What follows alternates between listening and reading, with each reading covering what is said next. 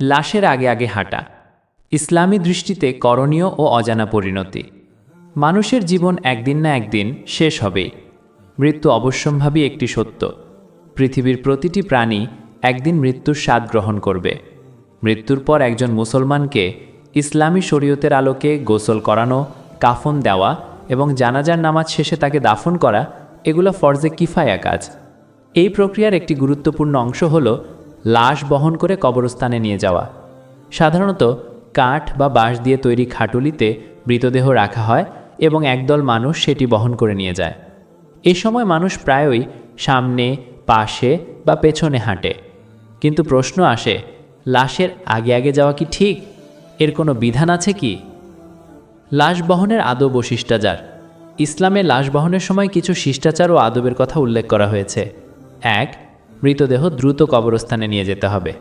২.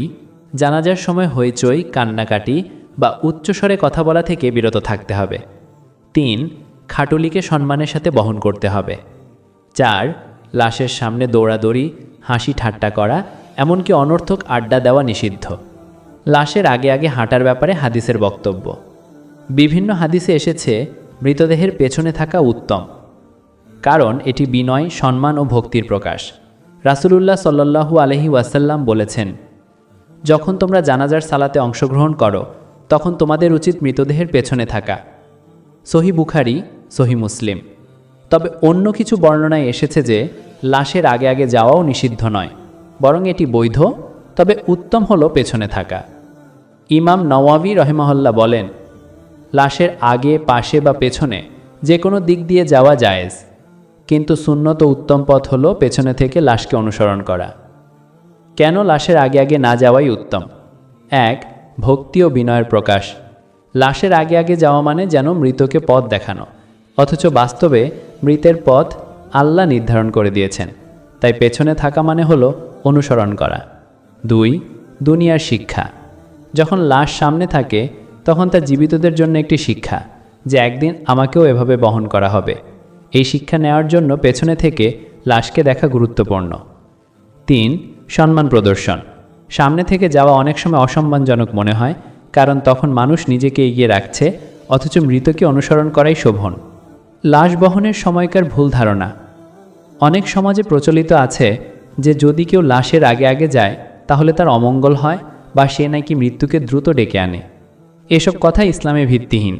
ইসলাম এসব কুসংস্কার ও ভ্রান্ত ধারণাকে প্রত্যাখ্যান করে।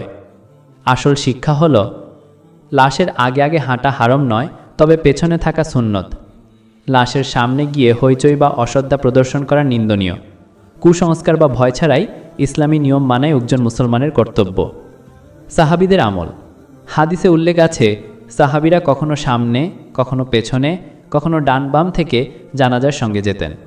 এতে বোঝা যায় যে সব অবস্থাই বৈধ, তবে সবচেয়ে উত্তম হলো পেছনে থাকা। লাশের আগে আগে গেলে কি হয়? ইসলামী দৃষ্টিতে এতে কোনো গুনাহ হয় না, তবে এটি সুন্নত অনুযায়ী নয়। আধ্যাত্মিক দিক থেকে মৃতের প্রতি সম্মান দেখাতে পেছনে থাকা উত্তম। সমাজে কিছু মানুষ কুসংস্কার রচে, কিন্তু সেগুলোর কোনো প্রমাণ নেই। লাশ বহন করা শুধু একটি সামাজিক দায়িত্ব নয়, বরং ইবাদত। লাশের আগে আগে গেলে ইসলামে কোনো হারাম বা বড় গুনাহ হয় না, তবে সুন্নত ও উত্তম পথ হলো লাশের পেছনে থেকে তাকে অনুসরণ করা। কুসংস্কার থেকে মুক্ত থেকে কেবল কুরআন সুন্নাহ অনুযায়ী কাজ করাই একজন মুসলমানের কর্তব্য। লাশের আগে আগে হাঁটা। আলেমদের মতামত। ইসলামী ফকি ও আলেমগণ লাশের আগে আগে হাঁটা প্রসঙ্গে ভিন্ন ভিন্ন মত প্রকাশ করেছেন। ১. হানাফি মাযহাব। তাদের মতে লাশের সামনে হাঁটা মাকরুহ। উত্তম হলো লাশের পেছনে থাকা, কারণ এটি বিনয় ও সুন্নতের কাছাকাছি। ২. শাফি মাযহাব। শাফি আলেমদের মতে লাশের সামনে, পেছনে, ডান বাম সব দিক থেকেই চলা বৈধ, তবে সর্বোত্তম হল লাশের পেছনে থাকা। মালিকি মাযহাব। তাদের মতেও লাশের আগে, পাশে বা পেছনে হাঁটা সবই অনুমোদিত, তারা কেবল সম্মান বজায় রাখাকে প্রধান গুরুত্ব দেন। হাম্বলি মাযহাব। এই মাযহাবেও একটি মত পাওয়া যায়, সব দিক থেকেই হাঁটা যায়, তবে উত্তম হলো পেছনে থাকা। সকল মাযহাবই লাশের আগে আগে হাঁটা বৈধ, তবে হানাফিদের মতে এটি মাকরুহ এবং অধিকাংশ আলেমের মতে উত্তম হলো লাশের পেছনে থেকে অনুসরণ করা। এতে মৃতের প্রতি সম্মান প্রদর্শন হয় এবং সুন্নতের কাছাকাছি আমল সম্পন্ন হয়।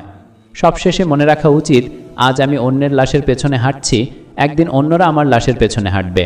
তাই জীবনকে আল্লাহর আদেশ অনুযায়ী গড়ে তোলা আমাদের সকলের জন্য অপরিহার্য।